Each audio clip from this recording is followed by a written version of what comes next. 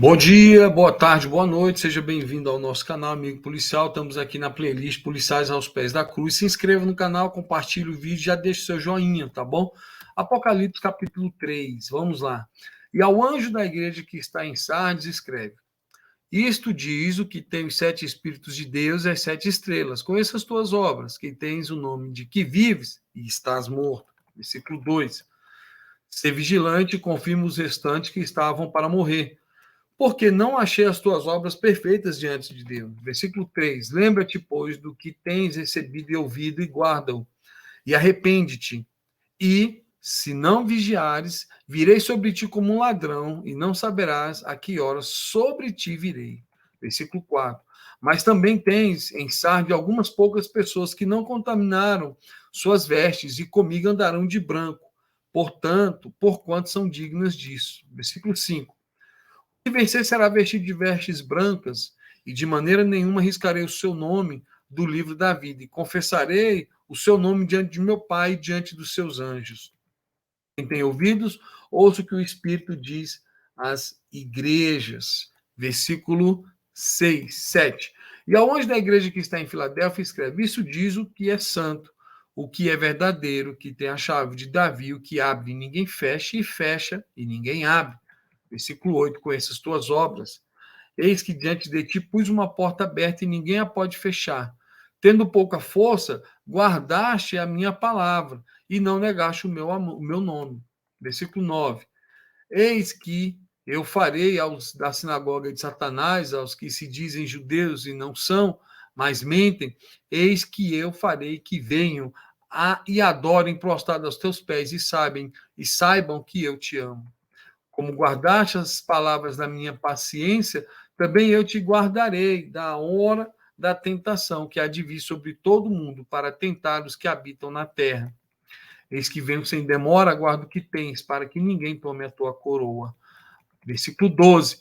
Ao que vencer, eu farei coluna no templo de Deus, e dele nunca sairá, e escreverei sobre ele o nome do meu Deus, e o nome da cidade do meu Deus, a nova Jerusalém, que desce do céu, do meu Deus, e também o meu novo nome. Quem tem ouvidos, ouça o que o Espírito diz às igrejas. Versículo 14. Ao anjo da igreja de Laodiceia escreve: Isto diz o Amém, a testemunha fiel e verdadeira, o princípio da criação de Deus. Versículo 15. Conheça as tuas obras, que nem és frio nem quente. Quem deras fosse frio ou quente. Assim, porque és morno e não és frio nem quente, vomitar-te-ei da minha boca. Versículo 17. Como dizes, rico sou, estou enriquecido e de nada tenho falta. E não sabes que és um desgraçado e miserável, pobre, cego e nu. 18. Aconselho-te que de mim compres ouro provado no fogo para que te enriqueças, e roupas brancas para que te vistas, e não apareça a vergonha da tua nudez, e que unjas os teus olhos com colírio para que vejas. Eu repreendo e castigo a todos quanto amo. Sê, pois, zeloso e arrepende-te. Versículo 20. Eis que estou à porta e bato. Se alguém ouvir a minha voz e abrir a porta, entrarei em sua casa, e com ele cearei e ele comigo. Versículo 21. Ao que vencer, lhe concederei que se assente comigo no meu trono, assim como eu venci e me assentei com meu Pai no seu trono. Quem tem ouvidos, ouça o que o Espírito diz às igrejas. Então, o capítulo 3, vamos ver aí a mensagem às igrejas de Sardes, Filadélfia e Laodiceia. Ok? Sardes, Filadélfia e Laodiceia. Beleza. E aqui em Sardes, no versículo 2, ele já dá uma palavra bem, mas bem dura mesmo. Olha o que a palavra nos fala. Versículo 2. Ser vigilante, confirma os restantes que estavam para morrer, porque não achei as tuas obras perfeitas diante de Deus. É o versículo, perdão, versículo 1. É o versículo 1, perdão. E ao anjo da igreja que está em Sardes, escreve: Isto diz o que tem os 7 Espíritos de Deus e as 7 estrelas. Conheça as tuas obras, que tens o nome de que vive, mas que está morto. Então, aqui é uma palavra bastante dura, por quê? Porque, primeiro, é como se o Senhor Jesus estivesse aqui descortinando, desnudando uma verdade inconveniente para essa comunidade de Sardes, que era o quê? A aparência. Tem aparência de que está vivo, tem nome de que está vivo, mas está morto. Então, quantas pessoas não estão assim? Com aparência de vida, mas estão mortos. Mortos vivos, andando, comendo, bebendo, fazendo várias coisas que os vivos fazem, mas diante de Deus estão mortos. Então, essa deve ser a nossa preocupação. Estamos, de fato, vivos diante de Deus? Estamos, de fato, vivos? Vivos no sentido de estarmos no centro da vontade do Senhor Deus? E é uma palavra que é bastante dura. Por quê? Porque é uma palavra que revela o que as próprias pessoas não sabiam. Porque, e ao anjo da igreja que está em Sardes escreve, isto diz o que tem os 7 Espíritos de Deus e as 7 estrelas. Conheça as tuas obras. Perdão. Que tens nome de que vives. Olha só. O que é isso? Tens um nome, tens uma fama, tens uma honra, uma proeminência, tens um status, tens o conhecimento da comunidade, tens ali as pessoas dizendo: olha que igreja bonita, que pessoas lindas, olha, mas a verdade é que o próprio Deus diz: estás morto. Então, é uma máscara que cai quando o próprio Deus desvenda isso. E aí ele termina no versículo 6, né? Quem tem ouvidos, ouça o que o Espírito diz às igrejas. Antes, um pouquinho, no 5, ele diz: ao que vencer será vestido de vestes brancas, e de nenhuma maneira riscarei o seu nome do livro da vida, e confessarei o seu nome diante do meu Pai, diante dos seus anjos. Esse riscar o nome, aqui é uma frase reveladora, aqui é um ponto de atrito entre as correntes de pensamento doutrinário que falam sobre a salvação. Ou seja, para a soterologia, para os estudiosos do tema salvação, e notadamente daqueles que fazem parte das duas correntes que hoje, ou que desde sempre, não sei, dominam esse estudo, calvinistas e arminianistas, aqui é um ponto de choque. Porque quando ele está dizendo assim, de maneira nenhuma riscarei o seu nome do livro da vida, para o calvinista, ele vai dizer, uma vez salvo, salvo para sempre. Deus está dizendo que não vai riscar. O que era de Deus vai permanecer sendo de Deus, mesmo que tenha desvios no meio do caminho. Mas Deus vai fazer a pessoa voltar.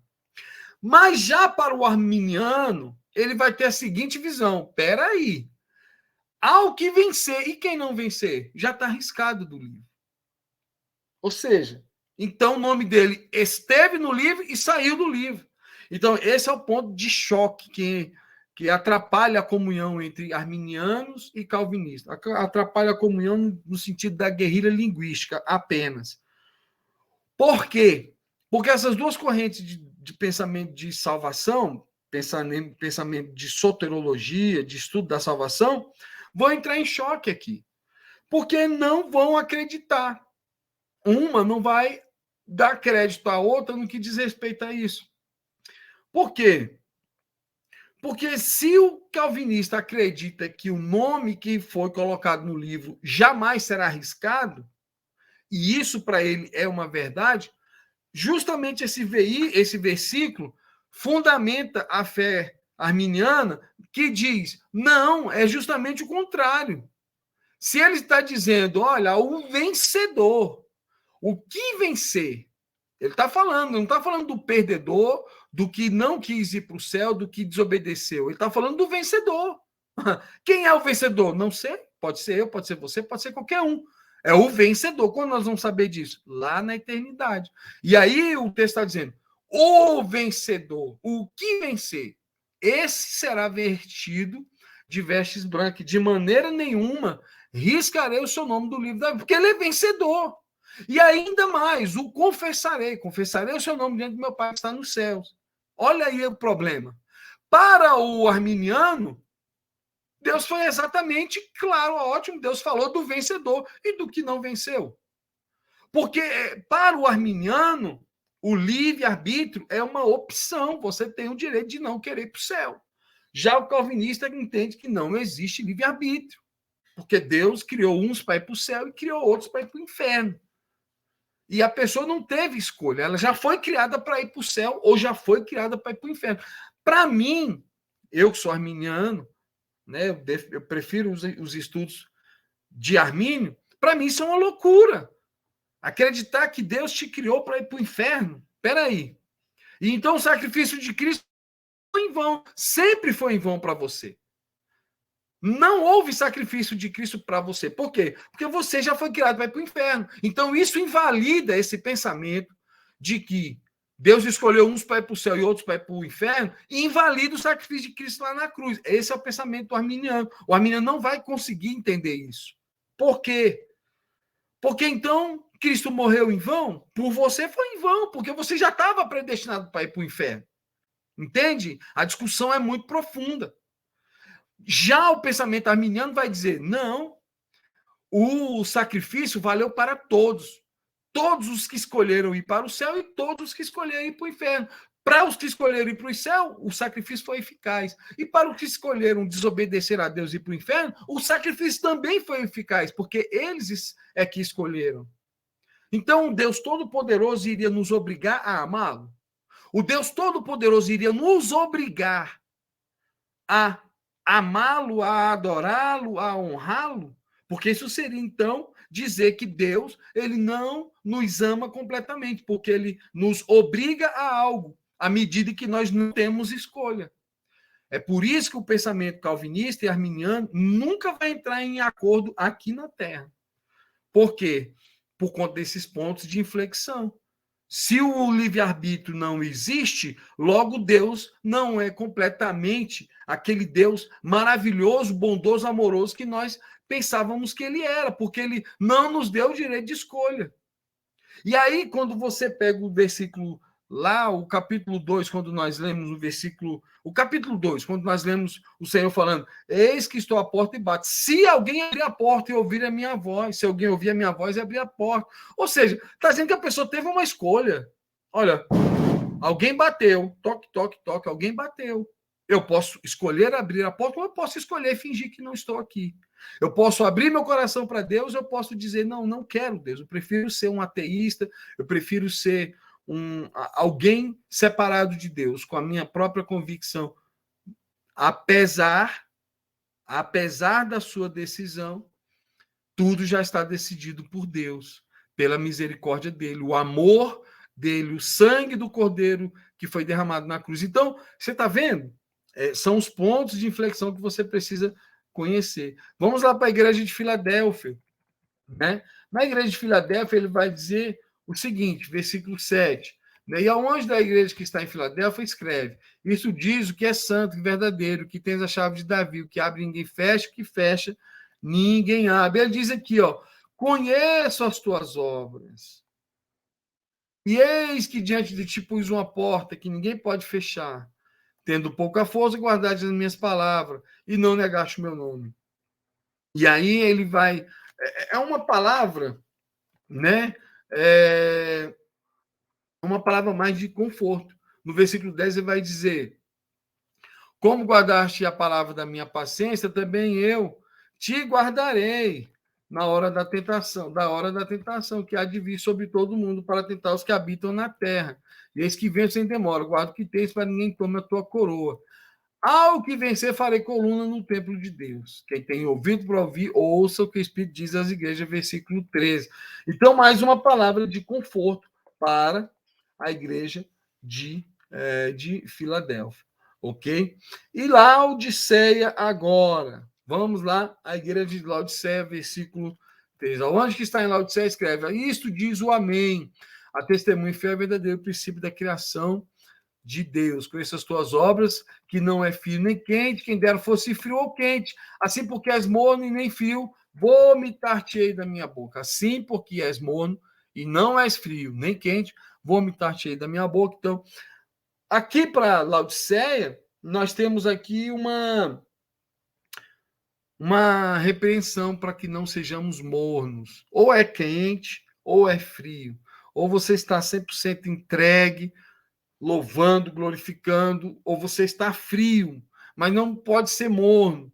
E essa mornidão, ela diz respeito à nossa condição de ser humano que pensa que está rico, como ele vai dizer aqui no versículo 17, né? Como tu dizes, rico sou, estou enriquecido, de nada tenho falta, e não sabes que é um desgraçado, está fora da graça, é um miserável, tá em miséria total, é um pobre, e um cego e um nu.